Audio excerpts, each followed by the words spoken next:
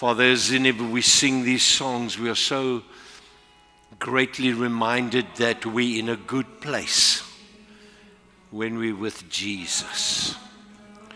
There is nothing in life that can overshadow anything we go through when we're close to Jesus. You have the answer to every detail of our lives.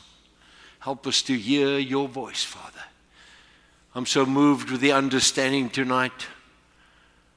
The best is yet to come for us because of Jesus. Help us to walk in a way that brings honor to you. Let us be conscious of a surrendered life. Not just any life, Lord, a surrendered life. Come and minister to our hearts, Father. Where we need to change, would you change us? Where we need to grow, will you grow us? Let faith arise and the enemy be scattered in the midst of this gathering tonight. Pray that over each and every one that would listen by way of media too. In the name of Jesus. Amen and amen. Praise God. It's so wonderful, the Holy Spirit atmosphere. Die gees van die Here is so wonderlik. Amen. Kan ek 'n amen kry? Amen. Thank you, Jesus. So exciting, this word for tonight again, to continue on the subject which we've been quite busy with last Sunday. If you recall my very beautiful piece of artwork that was about here, piece of clay. If you didn't see it, get the video on YouTube or Facebook. If you're not on our Facebook page, just go like it, make it look like we're sort of popular and famous. Make Jesus famous. Go and click there. So, last week we spoke about, and I said I'm going to be talking about it over the next couple of weeks on the subject, because I believe it's an incredibly important aspect to our walk with God, and that is that we need to stretch ourselves to a new level. So this is the second one in this ministry, stretching ourselves to a new level. I think one of our greatest stumbling blocks really in most Christians' life, it's whenever becomes, listen to the word, never. So God wants us to stretch ourselves from where He saved us from. We cannot remain the same from when He saved us till we moved on in our relationship with Him. Jy kan nie meer dieselfde wees nie. You got to be different. You got to be thinking different. You got to be acting differently. You got to be speaking differently. Amen. So if you remember my very easy pool spring last week, hallelujah, should have tested that sucker. But in the meantime, Tia brought me a nice little spring and I can pull this one. Check here, eh? And that's exactly what I said last week. We come here, we receive the word, we're blessed, and God touches us and God speaks to us. And so we're sitting here and we make all sorts of decisions, and there we are, until we walk out of that door and we get back into life. Boom, daar's ons weer terug. Next week I come again and I begin to stretch myself and I go back again. God wants us to be like that clay I showed you last week on the potter's wheel, and He wants to mold us out of something small, something so insignificant. God wants to make us significant. Amen. We are God's handiwork. We are God's choice, royal possession, and God loves us, and He proved it the way He went to the cross. So tonight I just want to stop on those words that are with the introduction is whenever. Because that is what many times in our lives, and I'm going to talk a little bit about that tonight, is whenever. You see, whenever I'm ready, whenever I'm right, whenever I've changed that, whenever my ship has come in, for heaven's sake, go swim out and get the sucker, man. Whenever this and whenever that, and we have that tendency to do that in our walk with God, in our relationships with our friends and our family. For a variety of reasons we use whenever. But then I thought about whenever, and I said, what about now? What about now? What about making a decision now and pressing on and saying, Lord, stretch my life. I'm willing to be stretched. A guy by the name of Henry B. Eyring said this, Eyring or whatever.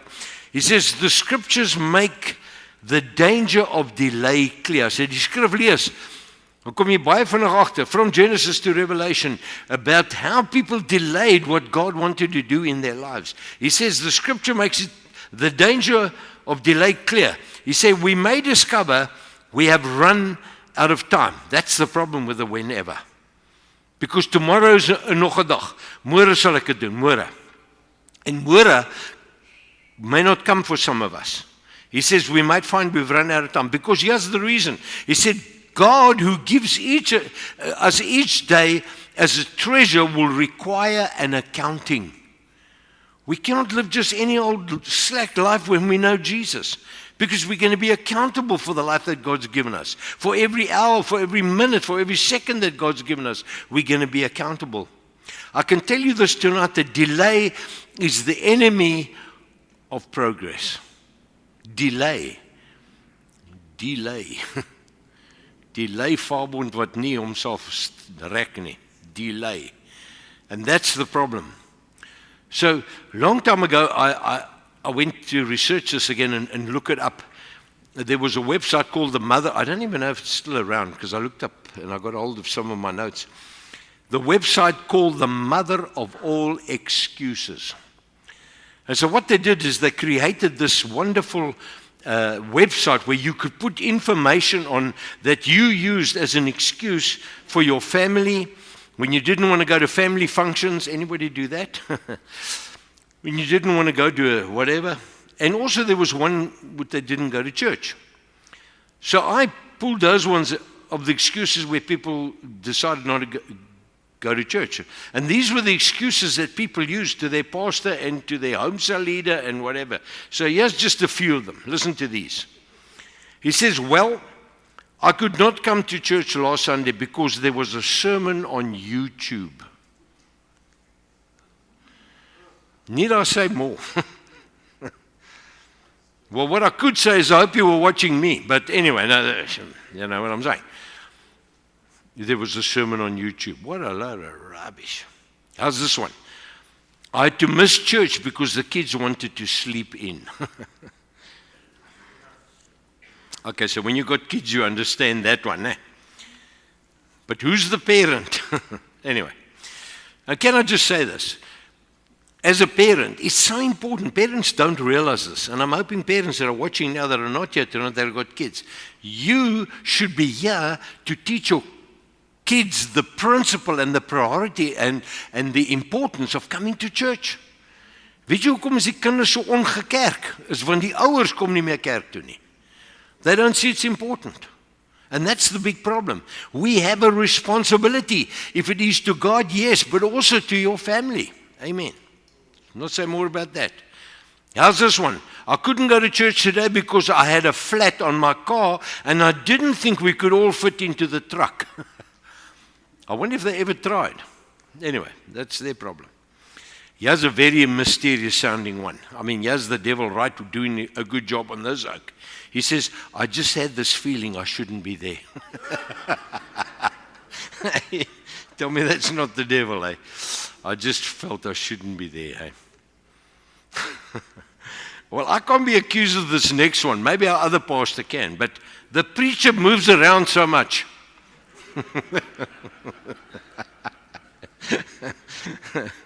Well, I want to encourage you, if the preacher moves around, you get irritated, come sit in the front, please, man. Dan jy hom net onder jou oor, jy weet. When you sit over there, it's like watching tennis. I know guys do that, but I don't think we're too heavy on that one. And here's another one, it's terrible. They just don't meet my needs. You see, we come here to add value.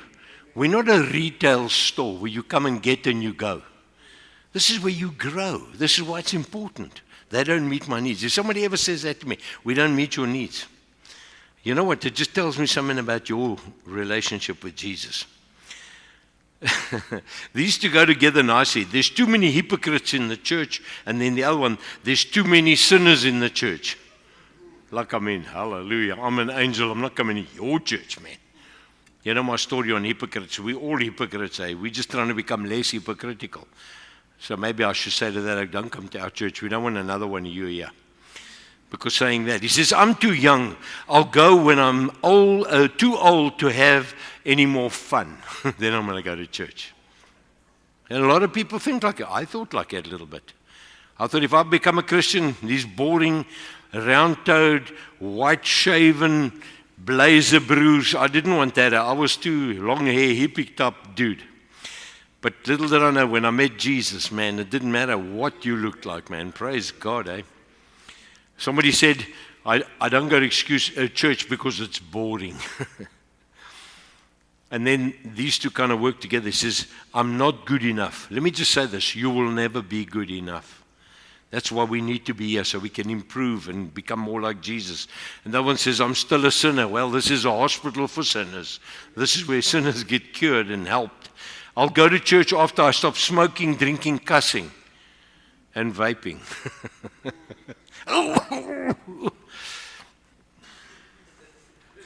Come here, you get help. The Holy Spirit will convict you every time you go. And you see the kerkmense om jou. If you check some of these cars, they look like on fire. When you get the extinguisher in there. I can't believe the oak's going that stuff in his lungs. But anyway, let me not go down that road. Now here's another excuse. I still go to bars on Saturday night. Wow, man. And the last one is I like to party. Well, come and party with the family of God. You know what I always found so amazing? Wherever we used to hang out as fun people, and we still do that, the CMA, the people look at us and they think, you know, when there's a lot of dope around, they think we're lekker gesype, because we laugh, we make fun, we have a better time than the unsaved. And you know what's amazing? We don't even have a bubble us the next morning. That's how I love it, eh? So we talk about the mother of all excuses, but we read about a man that Jesus goes to him. We don't know much about this except the excuse that he gave to Jesus. And obviously when Jesus saw this guy, because all of these guys were following, and Jesus obviously identified this guy because he must have appeared at quite a lot of the gatherings and he was showing a lot of interest. And if you remember last week, I spoke about fans versus those who have a relationship with Jesus.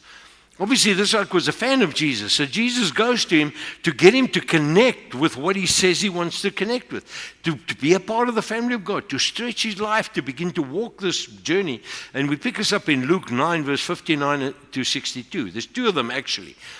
He says to another man, Jesus goes up to him and says to another man, he says, follow me. But this is the reply of it. Listen to this excuse. But he replied, Lord, first let me go and bury my father. And I'll read that in Amplified just now, the more involved on that scripture. But he says, let me first go bury my father. And listen what Jesus says to him. Let the dead bury their own dead, but you come and proclaim the kingdom of God. Laat die wat dood is en geestelike nie vir my omgee nie. Laat hulle self bevredig. Let them entertain themselves. But you want to come have life with me. Come and join me. Come follow me, Jesus says. And then the next one, the next guy, still another says to Jesus, and I mean, yes, enthusiastic, Lord, I will follow you, Lord. But then he says, but let me go back and say goodbye to my family. And Jesus replies, and here's something very important for all of us to hear what Jesus said here. He says, no one who puts his hand to the plow and looks back is fit for the service in the kingdom of God. And that's exactly what happens to so many Christians. Once we give our lives to Jesus and we start pushing the plow, and then we got our buddies, we got our life, which is not conducive to a good spiritual life. We allow people in our lives, we allow ungodly things to infest our lives, and we pick our hands off the plow and we go and fiddle and dabble, and then we come back again every now and again and we push the plow again. Jesus says, you're not fit for my kingdom if you take your hands off that plow. Ons moet ploeg, ons moet groei. Ons moet diep spore gooi met die waarheid van die woord, and we got to grow incredibly good fruit out of our lives, because that's what Jesus wants. Amen. I mean, these same words were spoken from Jesus to Matthew and the disciples. A 2-word invitation. All he said to them was these words. What are those 2 words that say there? That's what he said. Follow me. Isn't that amazing? I mean, this guy was willing, and most people are willing. And then the excuse comes. And here's the amplified version of this one in verse 59 in Matthew. He says, and he said to another, become my disciple, side with my party and accompany me. But he replied, Lord, permit me first to go and bury or await the death of my father. So we don't know the story behind this, but apparently in the translation, this guy's father was still alive, and he was actually saying, hear the words, whenever my parents die, I will come and follow you. In other words, there were two things. Maybe he was a bit scum to tell his parents that he's now following Jesus, and Jesus said, follow me. Or his parents had a lot of money, and when the inheritance paid out, then it was easy to serve Jesus because you could follow the Lord, but you had a bank full of money. You know how many people without faith step out in faith to follow Jesus because we want to make sure that we are all very, very comfortable. Can I tell you, when I had my business and we were doing reasonably well, I thought to myself, right, Lord, I know you've called me for ministry, and when the business is now lekker, we'll have a lot of money. I said those things. Then we're going to go to the Eastern Transvaal. I lekker plek daar tussen die berge, daar by Pilgrim's Rest. And it's not so much Pilgrim's Rest anymore, but anyway. But daai plekke, and then we'll put up a church there. I'm telling God, I'm going to put up a church there, and then financially, no institution will have to look after me because I will have finances.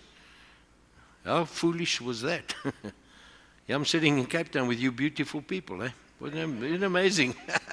God had on a planner.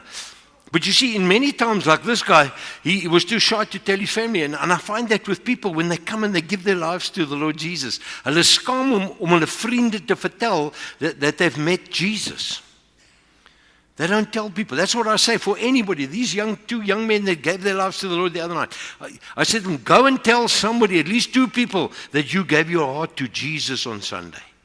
That's the first thing I did when I walked into, as you know my story, when I walked into that Signal Technical building, and they all looked at me and they said, yeah, what did you do this weekend? And as you know, and when I said to them, I gave my life to Jesus last night, and then my mate got up and said, geez, God's desperate that he wants you, pal.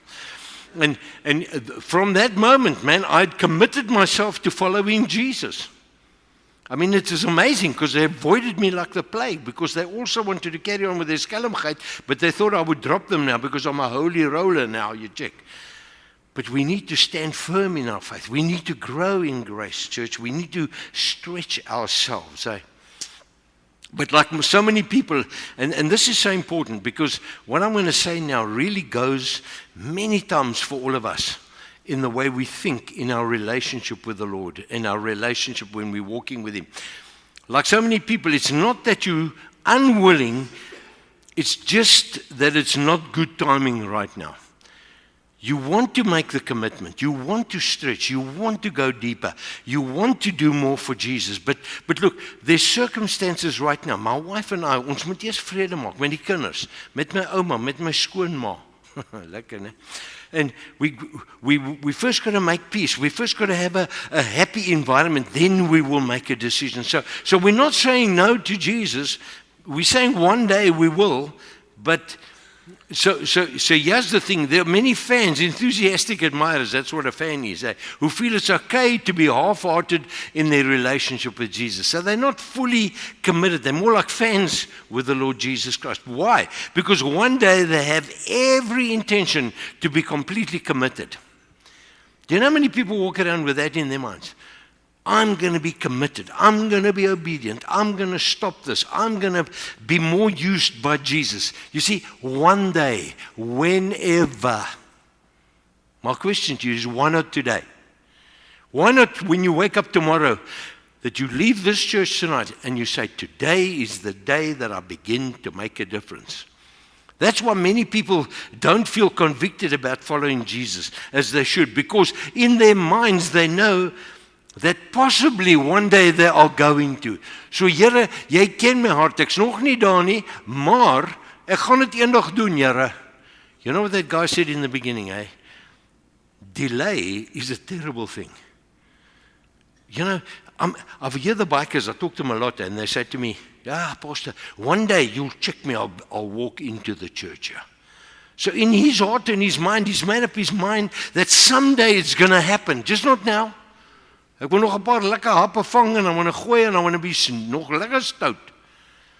The problem with that is, and I've buried many of them, the only time he comes through that door is in a box. And 6 other oaks are carrying you to church. And that's bietjie laat, jong.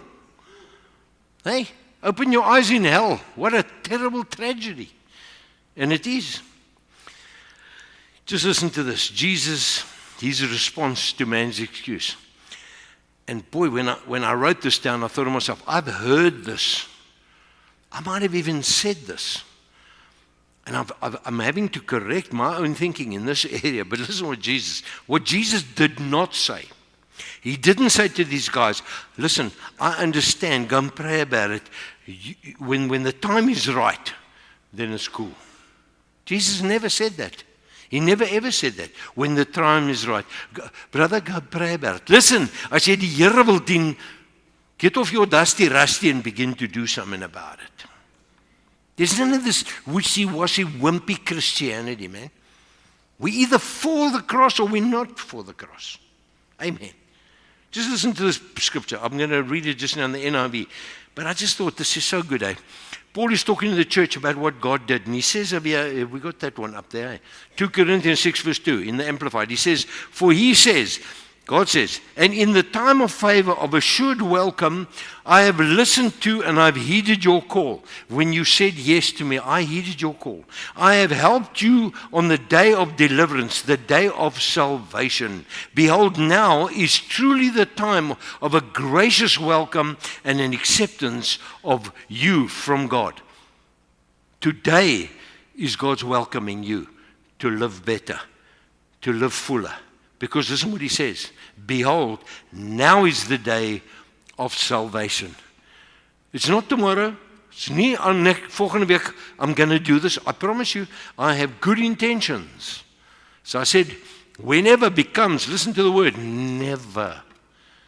In many times when we keep delaying what we should do. Jesus also didn't say, I don't want to put pressure on you. Take time and think it over. You know what that is? That is seeker-sensitive Christianity. To make the people feel nice. Ag, dankie pastoor. Een van die dae gaan ek die Here voluit dien. Broer, dit gaan bietjie te laat wees vir jou suster. Amen. Lastly, what he didn't say is, whenever you're ready, I'll be waiting for you. Listen, we get suckered into these untruth excuses and we think God is happy with them. Can I say this? And I mean this in the nicest fashion. God owes you nothing. It's like a quietness went over here. But we look at God and we think He's our waiter. He's the one we call upon. We will serve Him as we will. Let me tell you something. We're going to stand before the living God. I'm busy preparing a sermon, maybe a series, maybe 1 or 2, on the fear of the Lord. And the more I realize the fear of God, listen, when you really fear God, you pull yourself vinnig reg. Want hy het die laaste seggenskap oor ons lewens. We will stand before God one day. And you could have had 1,000 excuses, but you're going to have no excuse when you stand before the Son of God and you were not obedient to the call of God. Listening to sermon after sermon after sermon, but you stretch yourself, and boom, daar gaat jy weer terug. We need to be... I always wonder, you think the pastor's caught met julle if I preach this stuff? I'm not too sure you're going to get it down the road somehow. But anyway... So what did Jesus say? Let the dead bury the dead. In Luke 9 verse 62, he said, no one who puts his hand to the plow and looks back is fit for the kingdom of, for God's kingdom, for work in the kingdom of God. You see, in that scripture alone, we get to see how Jesus feels about excuses and the delay of following Him. Because when He calls, I mean, the contrast and the response of the disciples when He called them, just listen to the contrast between those two guys that were following Him. And this incident that takes place here in Matthew 4, 18 and 20, he says, As Jesus was walking beside the Sea of Galilee, he saw two brothers called Peter and his brother Andrew. I mean, they weren't even following him. He was walking and he checked them out. These other dudes were following him. He says, they were casting a net into the lake and they were fishermen. Come, here's the word, follow me. And the next word, and Jesus says, and I will send you out to fish for people. And listen to those first two words on verse 20. It says what? Say at once. Because that's what it says. What did they do when he called them and said, follow me? At once. They left their nets and they followed him. They didn't say, oh God, I still got to go bury the dead. I've got to go see my mom. I've got to tell my cousin, I'm now following Jesus. In case you want to know. No. At once they left their nets and they followed him. We don't understand the complexity, but you see, that's what Jesus wants from our lives. And then it says, going on there, he walked a little bit further and he saw two other brothers, James, the son of Zebedee, and his brother John, James and John. And they were in a boat with their father, Zebedee. Now listen, they're with their father. They helped bring in money because that's what they did. They caught fish and they sold fish. It was a living. They were making a living, helping their dad make a living. And then preparing their nets. Jesus called them. And what's that lovely next word there, church? And immediately. That's what it is. They left the boat and their father and they followed him. Don't take that for granted. They left their father and everything, and they followed Jesus. God's not telling you to leave your career, but he's telling you to follow him. And he says, I will take care of you. I will be with you. But if you will just come and follow me, immediately, they said in verse 22, immediately they left the boat and their father and they followed him. It's what the kind of commitment that Jesus is looking for from his followers. Otherwise, we're just fans of Jesus. The invitation Jesus gives us to follow him. Like somebody invites you, they give you a RSVP. I should look up that word again. I used to know what it meant, but anyway, don't tell me. I'll look it up. But it's a reply to the invite. And when Jesus says to you, follow me, what does he want for us? He wants us to answer, today, Lord, today. How many of us have said today, but we've said whenever, for the deeper walk, for the stretch walk, to grow deeper in our relationship with Jesus. Hebrews 3 verse 15 says, today, if you hear his voice, do not harden your heart. And we can so easily harden our hearts when we hear the call of God. Even in a service like this, you hear, and you're sitting here and you know, yes, you know what, I'm not quite where I should be with Jesus. You know what, I'm not stretching my life. I'm like that spring, I'm going back. I'm not like that dough, that clay that God wants to mold me and grow me in his life. The same version, 2 Corinthians 6 verse 1 and 2, in the NIV says, as God's co-workers, we urge you not to receive God's grace in vain. What does it mean to receive God's grace in vain? Because his grace saved us. We're children of God. We're heaven bound. We have eternal life in us. Don't take that for granted. Jesus paid an expensive price for you and I, did he not? And we're going to have communion tonight. And we're going to celebrate that very fact. He says, for he says, God, don't take his grace in vain. And what is he saying? Why we shouldn't take his grace in vain? And this is the reason. For he says, in the time of my favor, I heard you when you came to me and you asked me to come into your life and to save me. And in that day of salvation, when you got saved, I helped you to get saved. And I tell you, now is the time of God's favor. Now is the day of salvation. Every day we need to walk in the fullness of that salvation that God has given us in our lives. We need to stretch our lives, not whenever, but we need to say now, today, Lord. Today is the day. You see, time is now. Just listen to this. Don't tell yourself, tomorrow I'm going to surrender that secret sin. Listen, do it today. Kry manne moed. Jy kon sê dat kry vroue moed. Klink sommer verkeerd. Nothing against the chicks, of course, but it's a manne moed. Backbone. Get backbone. And say, you know what, I'm going to deal with that now, God. Help me to deal with it. Not tomorrow, today. Lord, I want to grow. I want to be stretched in my life. I need to be stretched. I want to go deeper, Lord. Don't tell yourself, tomorrow I'm going to share my faith with others. No. Do it tomorrow when you get up. When today arrives tomorrow. You understand that? From now on, begin to share your faith. You'll find the more you share your faith with others, the more you won't have time for hanky-panky ander goeters and compromise and duck and dive. Amen. Can I have an amen from the experience there? Don't tell yourself, tomorrow I'm going to be more committed, I'll pray more, and I'll read my Bible more. Today, when you wake up tomorrow morning, and it's today, take your Bible and begin to read it again. Don't read everywhere, man, because that confuses you, and it's good if you can do that. But begin with the book of John again. Read about the character of Jesus. Take the Psalms. Begin at Psalm 1. Begin to read it. Go read Proverbs. Go 31 days. Begin. So nou bietjie laat nou. 31 Psalms, 1 per dag.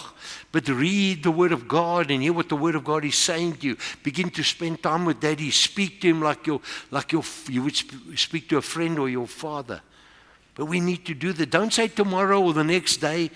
You have all the good intentions, but we never get to it. Amen. Are you hearing something tonight, church? So here's a nice deep one for you. Tomorrow, I promise I'm going to go back to home cells. I'm just going to have a quick bit of water here as you meditate on that one. Tomorrow I'm going back to home cells. I haven't been at cells yet. I've taken up membership in the church, and I know that they've asked us to go to, we must get involved in a home cell.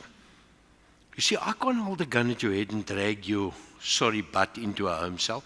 Hierdie broer kom by hierdie cel aanbid. Vertel my net as hy nie weer kom nie. We'll send the boys around. We can't do that. It's got to be vrywillig. Let me just say this. To just come and get food on a Sunday here and listen to a sermon is wonderful. But you need to have a fellowship group smaller than the size of our gathering, where you can deal with one another, where you can pray with one another, where we can care with one another. We don't understand the absolute importance of that. They used to get together corporately, and they came together in homes, the Bible said, after they got saved. And it's so belangrik, because then whatever I preach on a Sunday is put into a format that we can discuss it. You can come with questions and help you grow. And it's important. So don't tell yourself, whenever I'm ready. You'll never be ready, let me tell you. So on your newsletter, check it out. See where there's a home cell and connect with the people. And on Wednesday, show up. Amen. I'll get the registers from some of my home cell leaders. But then I can see there's a slackness amongst the people. And what I've picked up and I've learned, you see, I was a home cell leader for 18 years, I might tell you. It's a long time. But I've seen this. The people that are faithful and that attend cells and are consistently busy with the cells, they come to church, are the most active and the deeper growing people. Dis maar net so. Dis nou maar net so. The halfgebaktes, the lukewarmers, the whenevers. Hoor maar die pastoor se hart. Today is the day to make a life-changing commitment to follow Jesus. Today. When you hear a sermon like this, when you hear God's word like this, what the word says, it's a decision that I need to make and say, God, I'm really going to do this. You know, and I'm going to close with the scripture before we do communion now. But Matthew 6:25 says, for whoever wants to save their life is going to have to lose it. But whoever loses their life will find it. When I lose my life to the Lord Jesus Christ, I give up ownership. I belong to Jesus now. It's not anymore a decision, do I or don't I, or whenever I'm ready. No. You must always be ready. You must be like a battery, ever ready. That's what God wants from us, to be ever ready. Cut the excuses and let's commit ourselves to say, Lord Jesus, not whenever, but today. Why not today? Today is the best day of your life. Tomorrow's gone. Tomorrow's coming. Yesterday's gone. You can only be the best you today. Let us do that today. I want to read a scripture tonight out of Corinthians as we're going to take communion. But I want to say this, because as we take this communion, I cannot separate this important, incredible example of the Lord Jesus Christ. Do you know that He stretched Himself completely for you and I? He came into this world. He lived here. He had to fight the sin. He had to fight temptation. He had to fight the evil system. Jesus daily grew in grace and in favor with the Father. Can you say that about your life? Jesus did that. And then He came and He walked to a cross. As somebody said the other day, when you see the Romans carrying an oak with a cross, you must know He ain't coming back again. And the fact of the matter is, Jesus knew it. And it was love that hung Him there. He didn't go because people put Him there. It was love that put Jesus on the cross. And He did it for you and I. You know, just tonight when I was in my study and I'm busy praying, I'm thinking, yes, like, Lord, now I go through this regularly. When I realize I've got to come up here and I've got to preach, I understand the incredible responsibility, and it's a big responsibility. And it's like this, when Sunday comes at 3:30, I go in my study and I'll spend time praying, go through the sermon, really touch the Lord, and I keep meditating until I'm back, I end up here. But it's like this thing in front of me, I've got to get through it. But I can't avoid it. Hier is ek. Hoe sal dit wees as ek een Sondag besluit, nee, ek met julle, ek bly by die huis. Soos party van julle. I knew something strange in this place. I'm not coming here. Eh? No. So I knew it. And all of a sudden, while I was thinking this, I thought, Lord, whether I like it or not, I've got to show up tonight and I've got to share what you've given me. And it's such a responsibility. And I've got like a heaviness for the church, even for those that are watching. And all of a sudden, I get this reality check about what Jesus had to do. He knew what was before Him, but the joy that was set before Him, He endured the cross. The joy that is set before you, you need to endure what you go through and do the best you can in your life until you see Jesus one day. Amen. So what Paul says in Corinthians, and it's so beautiful this, because we have a relationship with our Heavenly Father. And just want to read this before we take the communion. And Paul's writing to the church in 1 Corinthians 10 verse 16, and he says, the cup of blessing, because it's a blessing of wine at the Lord's Supper, upon which we ask God's blessing. Father, we have the cup tonight. We're going to take that cup because it's the cup in the new covenant. We don't have to come bring a lamb here tonight and slag a lamb and then go put it outside here and put it on an altar and ask God to forgive us. No, the lamb came, His name is Jesus, and He went to the altar, the cross, so that you and I have freedom and access to the Father. And our sins are washed away. Why? Through the blood of the Lamb. Isn't that so beautiful? He says that we ask God's blessing. He says, doesn't it mean that as we drink it, we are participating? Ons het 'n deelname in and share a fellowship. Ons het 'n gemeenskap, a communion in the blood of Christ the Messiah. And then he says, the bread which we break, does it not mean that when we eat it, we're participating? Ons het 'n deelname in, and we share a fellowship and a communion in the body of Christ. Wonderful work Jesus did on the cross. So tonight we have the communion table here. We can say, Lord, I thank you for what you've done in my life. And may this be the strength that you can say to Jesus, thank you for what you did for me, Lord. Tonight I remember. And I come before you and just cleanse the temple, because you're the temple of the Holy Spirit. Ask God to cleanse you tonight, to purify your heart. And say to Him, Lord Jesus, not whenever, but today. Because I want you to stretch my life to a place where I walk more intimately and closer with you. Amen. Are you willing to do that tonight? I'm just going to pray over us tonight, and then we're going to do something. And the reason I've done it this way is because we want you to come up and take communion. I know sometimes I used to hate it when they did that in the church sometimes. You sit down en moet jy nou al die pad vorentoe loop en hoekom kan hulle my nie bedien nie? But ek sê hoekom? Want vanaand gaan jy jouself rek. I love that, rek of vrek. Geestelik. So tonight, you're going to stretch your faith and say, God, here I come. I walk out of my seat and I come and take your blood and your body that was broken for me. And when you go and sit down, before you take it, just begin to ask God to help you. And in the light of what you heard tonight, whatever the Holy Spirit is saying and what you might have heard last week or 2 weeks, 3 weeks ago, what the Holy Spirit's been talking in your life, and where you need to improve, where you need to grow stronger in Jesus, may the Lord help you tonight. Because this is not the table of the Bikers Church, this is the table of the Lord here. This is where we're participating, as he says, in our wonderful Savior. Mag die Here julle seën vanaand. Let us just pray. And we commit ourselves to God. Father, I just want to come and I just want to bring this whole family of God. And I want to even pray for those that are watching by way of media, your children, Lord, that are watching at this very moment, about to embark on taking this wonderful communion that you've given us. You instructed us that we must do this as often as we get together, Father, for one reason, is that we will participate and remember what you did, and we want to remember that tonight.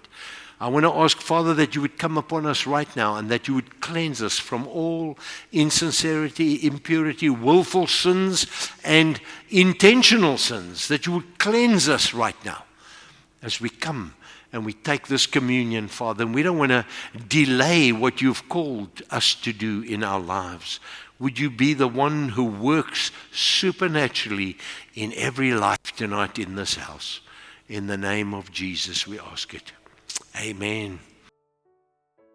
Thank you for your precious blood, O Lord. Without the shedding of blood, there is no forgiveness of sin. Thank you that you died for us, you shed your blood, that tonight we can participate in your body that was broken for us. By your stripes we have healing. By your suffering you've brought peace for humanity, for those that would seek you. And by your precious blood, you've washed us, Lord, in your wonderful cleansing blood. Thank you, Father. The essence of the work of God, everything is on the periphery. The most important thing is that Jesus died, shed his blood, became our eternal sacrifice and our high priest, entered into the presence of God, and opened up a door for each and every one that would come and receive you as Savior. Thank you for your love, Lord. Tonight we rejoice in your goodness, and we thank you for your love. In the name of Jesus. Amen and amen. Thank you, Lord. What a special time and moment. Amen. So I can't call the band up because we don't have one. So we'll call the music up. Come, let us stand. I trust you've been blessed tonight and that God has really spoken to your heart. Amen. Come on, sing. Hallelujah. Isn't that a beautiful song? What a way to end off a service. I just sense God has really just done something I just sense God has poured out his love upon people tonight. That you know you really are loved and cared for, and God has the best plan for your life. Amen. Father, I thank you for our time together tonight. Thank you for your grace, your love, and your mercy, Lord. Help us never to miss the fullness of God that you have for our lives. Come and overshadow us with your grace and your goodness. Help us to have faith to trust you, Lord, even when we're going through difficult times and hardships. Help us to focus on your goodness toward us. Thank you for your love, Lord.